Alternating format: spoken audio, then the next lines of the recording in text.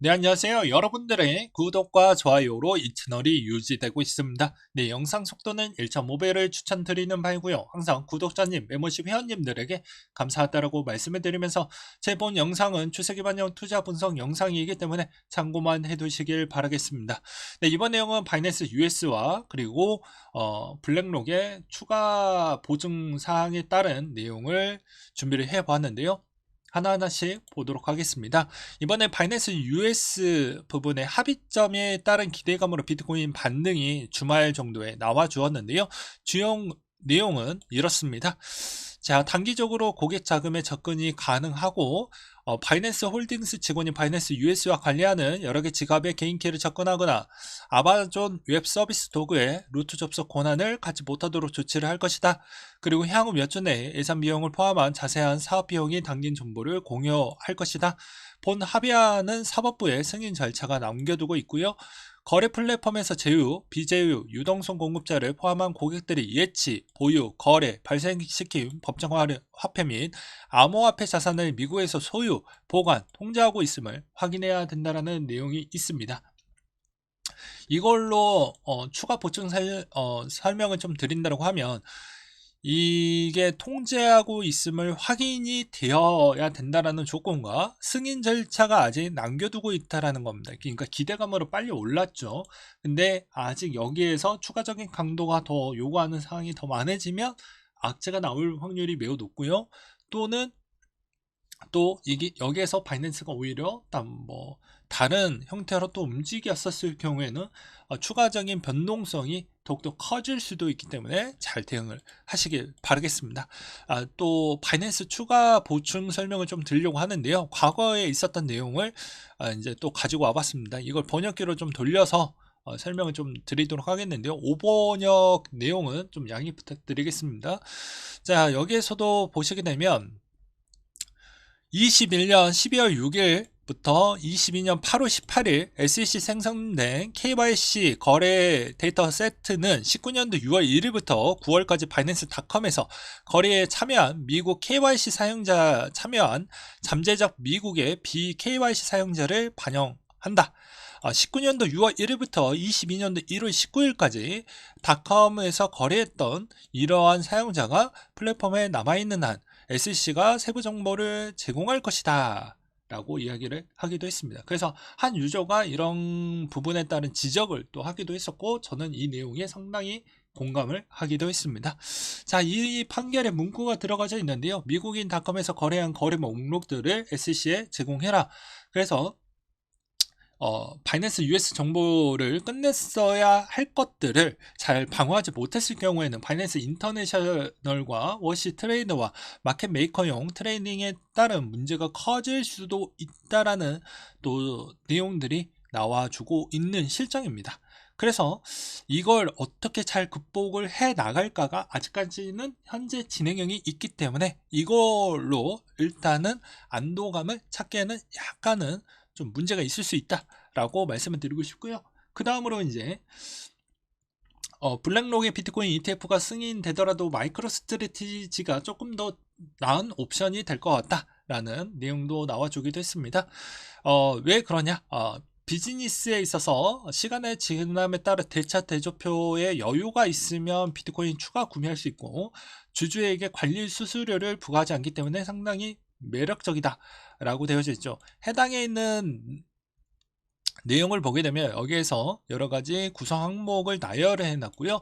그 다음에 콜드 스토리지, 마이크로 스트래티지, 그리고 ETF, GBTC, 그리고 채굴 부분에 있는 상품에서 뭐가 더 월등하냐, 뭐가 더 괜찮냐 라고 하게 되면 아무래도 이제 콜드 스토리지 비중이 훨씬 더 좋지만 저는 마이크로 스트래티지 부분도 나쁘지 않는다라고 옛날에도 이야기를 드리기도 했습니다. 왜 그러냐면 이걸 좀 유심하게 대조하면서 비교를 해보셨던 분들은 아마 아실 건데요.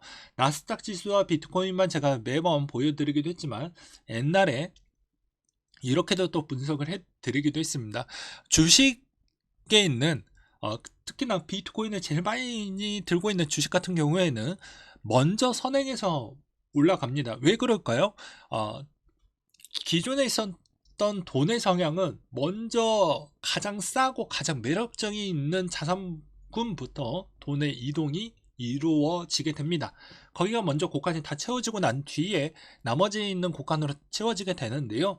지난 2017년도 때부터 지금까지 비트코인과 비트코인을 보유했던 스탁 자산들을 비교를 해본다고 하면 여기에서 먼저 움직이는 게 아니고 오히려 주식이 먼저 올라갔고 그 뒤에 후행으로 비트코인이 올라갔습니다. 이 전략이 왜 괜찮냐면 마이크로스트래티지 주식을 들고 있다가 조금 더 올랐어요. 그러면 차익을 낼 수가 있죠. 그러면 요 몇 개월 차이에서 근사치에 마다 이 차익을 냈던 비중만큼 물을 탈 수 있고, 그 다음에 현금에 있는 시드가 좀 생겼기 때문에 여러가지 알트 쪽으로도 뭐 전략을 할 수가 있기 때문입니다. 그러니까 비트코인도 좋은 패턴이긴 하지만 주식에 있는 비트코인 관련 주식이 먼저 움직였던 측면도 좀 잘 보시길 바라겠습니다. 그리고 퍼포먼스도 워낙 셌기 때문입니다. 비교를 다시 한번 해보시면 아마 무슨 말인지 아실 거고요. 그 다음에 쿠코인 관련된 이야기 좀 해보도록 하겠습니다. 15일까지 테더 부족으로 토큰 비율이 지나치게 높다는 거 저번 시간에 알려드렸죠. 네, 이번에 여전히 이 테더 비중이 급격하게 늘어났다는 걸 볼 수가 있습니다. 19%였는데 이게 18%대까지 내려갔다가 다시 20%대까지 올라왔어요. 그러니까 이 비중이 상당히 높았는데 갑자기 테더가 여기 보였을 때 테더가 갑자기 11에서 10% 사이였는데 한 방에 20%가 어디에서 굴러왔는지는 모르겠지만 굴러왔어요. 그래서 이게 담보 물건인지 어디에서 빌려왔는지 아니면 또 뭐 꿈쳐놨던 돈이 갑자기 들어왔는지 고래가 뭐 어느 정도 이렇게 제휴를 맺어가지고 했는지 이거는 추가적인 조사가 필요할 것 같습니다. 그 다음으로 블랙록 보충 설명을 좀 드리려고 하는데요. 이번 ETF 별로 기대 안 된다 라는 주장과 또 기대된다 라는 주장이 있을 것 같은데요. 그냥 객관적인 내용만 좀 설명을 드리려고 합니다. 이번 블랙록이 과거 SEC한테 ETF 신청을 했었을 때 575건이 승인이 됐고요. 한 건만 반려가 됐던 사례를 여러분들은 기억을 하셔야 될 것 같습니다. 그러면 여기에서 최소 못해도 한 번 더 반려가 날 확률은 상당히 높긴 하겠지만 그만큼 미국의 범주 안에 이제 제도권으로 계속 들어가고 있는 모습을 하나하나씩 설명을 드리기도 했었죠. 그래서 블랙록이 아마 이번에 신청이 들어간다고 하면 가장 높은 확률로 될 확률이 매우 높고, 그 다음에 만약에 반려가 난다라고 해도 이제 못해도 아무리 늦어진다라고 해도 저는 2028년도 이전에는 될 것으로 보여집니다. 아무리 늦는다라고 해도요. 그 다음으로 물론 저의 개인적인 주장이고 틀릴 수도 있습니다. 그 다음으로 이제 ETF 신청이 가장 크게 다른 점을 좀 보도록 하게 되면, 자, 해당 시장에서 조작을 완화할 수 있는 감시 공유 계약을 체결을 나스닥과 협력할 것이다. 그러니까 공유 계약을 체결을 했는데 나스닥에 협력한다라는 내용이 다시 한번 강조가 들어갔습니다. 그러니까 계속 같이 필요한 부족 부분은 해당 기관과 면밀히 잘 확인하면서 우리 이걸 진행을 할 것이기 때문에 문제가 없다. 그래서 이게 나 혼자 이걸 만들어서 지금 이 상품군을 만들어내서 진입을 하는 게 아니고 나스닥까지 끌어당기면서 들어갔다라고 볼 수가 있겠죠. 그래서 이게 상당히 의미가 있다라고 생각이 들고요. 그 다음으로 또 미국 민주당의 바이든 정권의 블랙록 출신들이 상당히 많다라고 합니다. 그래서 이것도 정체적인 부분이 얼마나 많은 영향을 끼칠지는 모르겠지만 그래도 어느 정도는 영향을 끼칠 수도 있으니 한번 또 이 내용도 가지고 와봤어요. 그 다음으로 이제 이번 ETF의 또 다른 논란 중에 하나는 아무래도 야 이거 ETF 신청이라고 했지만 실질적으로 ETF 아니다, 아니야, 또는 ETF가 맞다 라고 주장하시는 분들이 있어서 이 내용 한번 정리를 하고 넘어가도록 하겠습니다. 자, 블랙록 펀드 신탁 관리하는 금융기관은 블랙록, 그리고 비트코인을 관리하는 관리인은 코인베이스, 현금을 관리하는 관리인 멜론은행, 그리고 커스터디 수탁자 지갑 보관 대행사 ETF 보관에 코인베이스가 하니까 수탁자는 코인베이스, 위에 적었듯이 ETF 스탁자는 트러스티이기 때문에 블랙록에 제출한 비트코인 ETF의 금은 현물 ETF와 동일하게 트러스트 신탁 형태로 운영되는 ETF이다. 그래서 주식처럼 현물이 증권거래소의 외부에 빠져나갈 수 없는 주식은 신탁 형태가 필요가 없지만 현물이 증권거래소 내부에 존재하지 않고 외부에서 유동적으로 출입되는 상품은 신탁 형태로 이용할 수밖에 없다. 신탁이니까 ETF 아니고 ETF이니까 신탁이 아니라는 얘기가 계속 돌고 있지만 결과론적으로는 비트코인 현물 거래에서 증권거래소의 ETF 상장 목록에 이루어지고 있고 내부 현물 자산 운영은 신탁 형태로 움직이고 있기 때문에 현물 ETF가 맞다라는 내용이 있습니다. 참고하시길 바라겠고요. 그 다음으로 홍콩 암호화폐 심사 허가는 6개월에서 12개월 정도 걸린다고 합니다. 현재까지 후업이 OK 알려진 거래소가 당국에 홍콩의 SFC에다가 사업자 라이선스 신청을 했고요. 해시케이, 코인엑스, 비트게, 비트맥스도 뒤따라 신청할 예정이고 현재 코인베이스와 지금은 이야기를 하고 있는데 약간 부스러기 이야기가 조금 나오고 있는 실정이기도 합니다.